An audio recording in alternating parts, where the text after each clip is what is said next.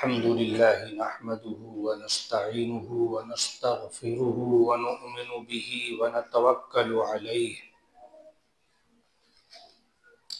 ونعوذ بالله من شرور أنفسنا ومن سيئات أعمالنا من يهده الله فلا مضل له ومن يضلله فلا هادي له ونشهد أن لا إله إلا الله وحده لا شريك له ونشهد أن سيدنا وسندنا وحبيبنا وشفيعنا ومولانا محمدا عبده ورسوله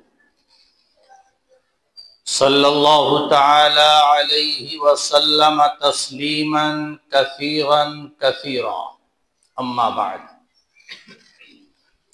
أعوذ بالله من الشيطان الرجيم بسم الله الرحمن الرحيم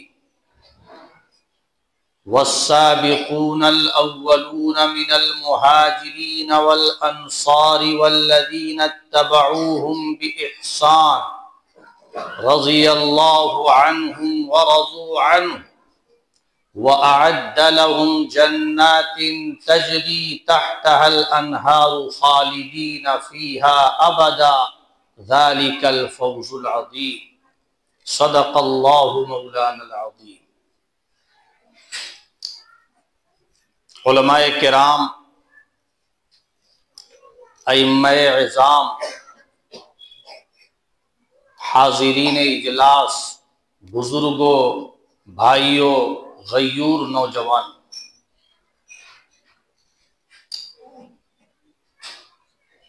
جس اہم عنوان پر آپ حضرات کو یہاں جمع کیا گیا ہے، ظاہر ہے یہ عنوان ہمارے ایمان کا حصہ ہے۔ حضرات صحابہ کرام رضوان اللہ تعالی علیہم اجمعین کی مدح کرنا اور ان کی عظمت کو اجاگر کرنا، ان کے اوصاف حمیدہ کو بیان کرنا، یہ قرآن پاک کا کام ہے، رسول اکرم صلی اللہ علیہ وسلم کا عمل ہے۔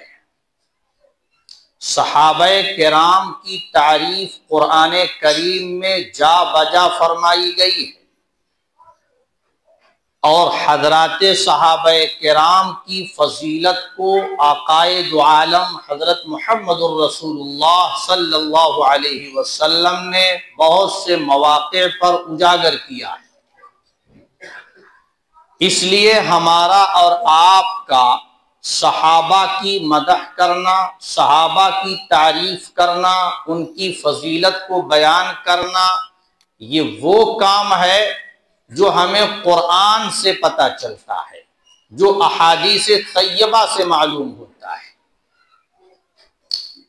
اس وقت ہماری یہ جو مجلس ہے، حضرات صحابہ کرام رضوان اللہ تعالی علیہم اجمعین کے تذکرے کے لیے منعقد کی گئی ہے، اور یہ تذکرہ ہمیں وقتاً فوقتاً کرتے رہنا چاہیے۔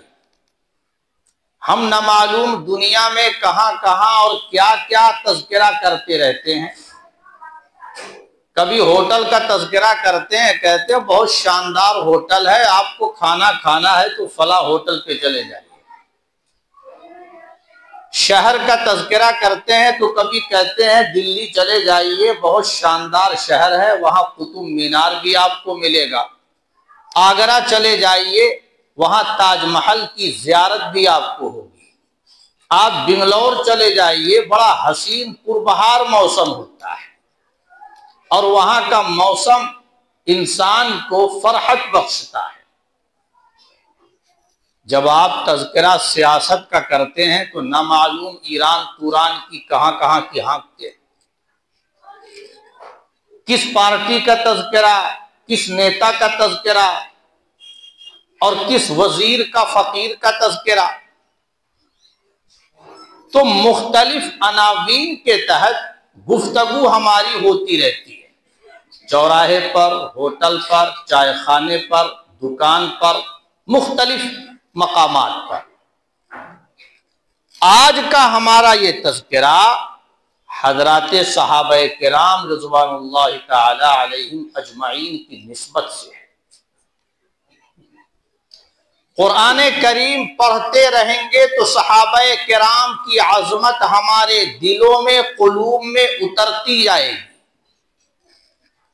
صحابہ کرام کی اہمیت سے ہم واقف ہوتے جائیں گے، اور اگر قرآن کریم سے دوری اختیار کریں گے تو حضرات صحابہ کرام کی جو عظمت ہے، ان کا جو مقام و مرتبہ ہے، ہم واقف نہیں ہو پائیں گے۔ تو ہمیں اپنے قیمتی اوقات میں سے وہ وقت ضرور نکالنا چاہیے جو صحابہ کرام کے تذکرے کے لیے خالی کیا جائے یا متعین کیا جائے۔ جب اللہ نے قرآن کریم کے اندر حضرات صحابہ کا تذکرہ کیا ہے تو جو قرآن پر ایمان لانے والے ہیں، قرآن کو اللہ کا کلام کہنے والے ہیں، قرآن پاک کو آخری کتاب تسلیم کرنے والے ہیں، انہیں تو اور بھی شوق اور رغبت و دلچسپی کے ساتھ حضرات صحابہ کا تذکرہ کرنا چاہیے۔ صحابہ کرام کے بارے میں بہت تفصیلی گفتگو کا اس وقت ارادہ نہیں ہے، مختصر بات کروں گا، اور 2-3 باتوں میں چاہوں گا کہ کچھ کام کی باتیں آپ کے سامنے آ جائیں۔ حضرات صحابہ کرام یہ کوئی عام انسان نہیں ہے کہ ان کو ہم عام انسان سمجھ لیں۔ دنیا میں اربوں خربوں انسان ہیں، صحابہ بھی ایک انسان تھے، جیسے ہم انسان ہیں ایسے وہ بھی تھے۔ نہیں، حضرات صحابہ تو وہ ہیں کہ جن کا انتخاب اللہ نے کیا ہے۔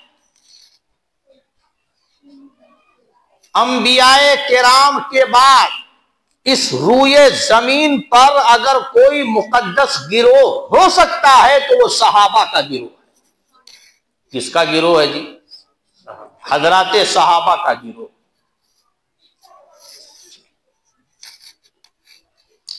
اس سے مقدس، اس سے برتر، اس سے بزرگ اور اس سے فضیلت والا گروہ انبیاء کے بعد کوئی نہیں، اور کیوں نہ ہو؟ اللہ نے تمام انسانوں میں سے انبیاء کا انتخاب فرمایا، پھر انبیاء کے بعد حضور کی صحبت کے لیے صحابہ کا انتخاب فرمایا۔ ان اللہ اختارنی واختار لی اصحابی، حضور فرماتے ہیں کہ اللہ نے مجھے چنا اور میری رفاقت صحبت کے لیے صحابہ کرام کو چنا۔ ہر کوئی اپنے دوست کا انتخاب کرتا ہے، اپنے مزاج کے اعتبار سے، اپنی طبیعت کے اعتبار سے، اپنے ذہن کے اعتبار سے، اپنی چوائس کے اعتبار سے وہ اپنے دوست کا، یار کا انتخاب کرتا ہے۔ ہمارا دوست کیسا ہونا چاہیے؟ جسے نبی کے دوست کو سمجھنا ہو وہ حضرات صحابہ کو سمجھے۔ نبی کے دوست کیسے ہوں گے؟ ہمارا نبی کیسا؟ سید الانبیاء، امام الانبیاء، ساری کائنات کا سردار، وہ ایسا محبوب کبریا کہ جس کے طفیل میں ساری کائنات سجائی گئی۔ کتاب فطرت کے سر ورق پر جو نام احمد رقم نہ ہوتا تو یہ نقش ہستی ابھر نہ سکتا، وجود لوح و قلم نہ ہوتا، یہ محفل کن فکا نہ ہوتی، جو وہ امام رسل نہ ہوتا، زمین نہ ہوتی، فلک نہ ہوتا، عرب نہ ہوتا، عجم نہ ہوتا۔ تو دنیا میں جو رونق آپ دیکھ رہے ہیں، آسمان، زمین، بحر و بر، شمس و قمر، مشرق مغرب، شمال جنوب، دریاؤں کی طغیانی، سمندروں کی موجیں، یہ ساری کی ساری کائنات ہمارے نبی کے طفیل میں۔ تو ایسا محبوب کبریا، بتاؤ اللہ اپنے محبوب کے یاروں کا انتخاب کرے گا تو کیا منافقین کا انتخاب کرے گا؟ جھوٹوں کا انتخاب کرے گا؟ دل میں کچھ اور رکھتے ہو، زبان پہ کچھ اور رکھتے ہو، ایسے دوغلوں کا اختیار کرے گا؟ نہیں، اللہ تو مخلصین کا انتخاب کرے گا۔ اسی لیے اللہ نے فرمایا وَالسَّابِقُونَ الْأَوَّلُونَ مِنَ الْمُهَاجِرِينَ وَالْأَنصَارِ وَالَّذِينَ اتَّبَعُوهُمْ بِإِحْسَانٍ رضی اللہ عنہم ورضوا عنہ۔ مہاجرین اور انصار میں سے جو سبقت کرنے والے ہیں، اول ایمان لانے والے ہیں، اور جو نیکی کے ساتھ ان کی پیروی کرنے والے ہیں، اللہ ان سب سے راضی ہو گیا۔ اللہ رضامندی کا اعلان کر رہا ہے، خوشنودی کا اظہار کر رہا ہے، اور یہ قرآن پاک میں ان کی رضامندی ظاہر کی گئی، ان سے راضی ہونے کا اعلان قرآن پاک میں کیا گیا۔ یہ 11ویں پارے کی آیت ہے جو میں نے آپ کے سامنے ابھی پڑھی ہے۔ صحابہ کرام سے رضامندی کا اعلان اور جنت کا اعلان۔ اللہ نے ان کے لیے جنت تیار کر رکھی ہے۔ اعد اللہ لہم جنات تجری تحتها الانہار، ایسے باغات ہیں ان کے لیے کہ جن کے نیچے نہریں بہتی ہوں گی، ہمیشہ ہمیشہ رہیں گے، اس میں کبھی نکالے نہیں جائیں گے۔ یہ بڑی کامیابی ہے۔